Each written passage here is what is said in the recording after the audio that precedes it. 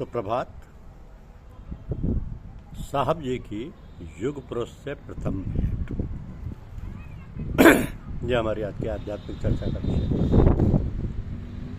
साहब जी की युग पुरुष से प्रथम सन 1928 की बात है। परम पूज्य हाई स्कूल में थे। परम पूज्य साहब जी हाई स्कूल में थे। परीक्षा का सेंटर फतेहगढ़ में पड़ा।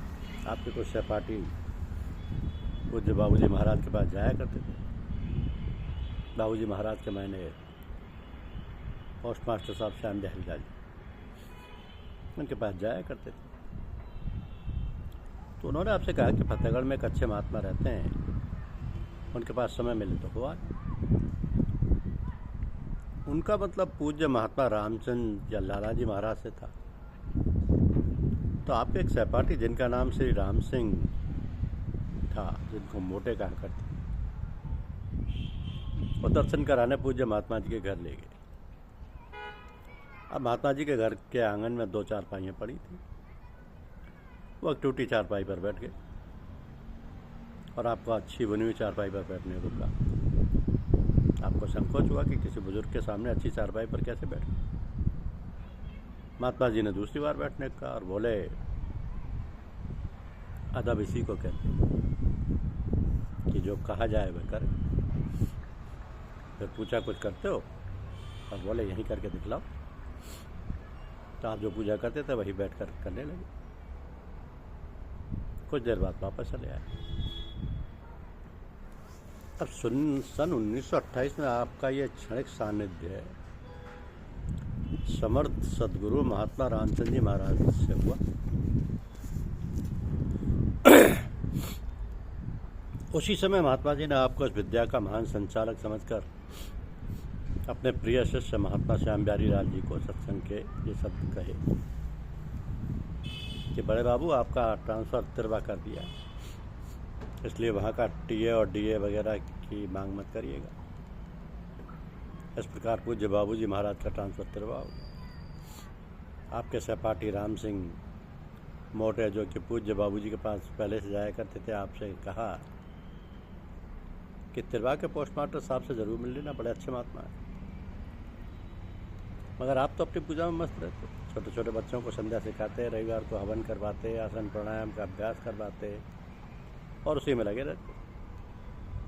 स्कूल से आकर कपड़े बदल कर लंगोटी लगाकर भगवा वस्त्र का चोला पहन लेना और एकांत में घूमना व पूजा पाठ करना, यही दिनचर्या थी। सोचते कि जंगल में साधना करनी चाहिए। उन साथियों की पूजा विधि देखकर जो पूज्य बाबूजी के पास जाते थे, सोचते कि यह भी कोई पूजा है कि ना तो आसन, ना ये प्राणायाम, जहाँ कहीं भी बैठे बस गर्दन झुका। लेकिन कभी कभी मन में तरंग उठती कि चलकर देखा जाए कि कैसे महात्मा है, और यदि उनकी बात अच्छी लगी तो सीख लेंगे, वरना वापस आ चले आएंगे। तो साहब जी के ही शब्दों में गुरुदेव से मिलन का रोचक वृत्तांत है कि सन 1928 की बात है। उन दिनों छुट्टियाँ थी, मैं घर नहीं गया और हॉस्टल में ही रहा। मैस बंद था, बाजार से दूध और मिठाई मंगवा कर खा लेता। तो एक दिन शाम को बाबूजी से मिलने का विचार आया। बड़ी हिम्मत बांधकर और प्रार्थना करते हुए कि बाबूजी अकेले मिल जाए। मैं बाबूजी के पास चला। अकेले मिलने की इच्छा इसलिए थी कि कोई और होगा तो बात करने में शर्म लगेगी। उस दिन भगवान की दया कृपा ऐसी हुई कि वे अकेले थे। पहुँचते बाबूजी ने पोस्ट ऑफिस में अपने पास में रखे हुए लकड़ी के बक्से पर बैठने को कहा और लगा कि जैसे वो मेरा इंतजार कर रहे हैं। मैं भी नमस्ते करके बैठ गया। थोड़ी देर बाद मैंने अर्ज़ किया, बाबूजी हमें कुछ बतलाइए। वे तुरंत बोले, आंखें बंद करके बैठो। बस फिर क्या था, आनंद का सागर उमड़ पड़ा और मैं उसमें ऐसा डूबा कि कुछ सुध-बुध ना रही। जब बाबूजी ने कहा बस करो तो आंखें खोली। एक अजीब सी हालत थी, अवर्णनीय। थोड़ी देर बाद जब होश आया तब कुछ बातचीत हुई जो याद नहीं। असल बात तो ये हुई कि मैं उन्हीं का हो गया। उनके प्रेम में ऐसा फंस गया कि बस हमेशा ही फंसा रहा। इसके बाद पूज्य बाबूजी का ट्रांसफ़र तिरवा से कमालगंज हो गया। इस बीच महात्मा जी का अगस्त 1931 में देहावसान हो गया। उसके बाद से आपने सदैव पूज्य बाबूजी से संपर्क बनाए रखा। अब पूज्य साहब जी तो अपने गुरुदेव के रंग में रंग चुके थे, बाबूजी का सब काम करते। पूज्य बाबूजी के प्रातः उठने के पहले उनके पूजा स्थल की सफाई आदि करते और अगरबत्ती जला दिया करते। तो एक बार साहब जी के पिता ठाकुर जगदीश सिंह जी परम पूज्य बाबूजी के पास आए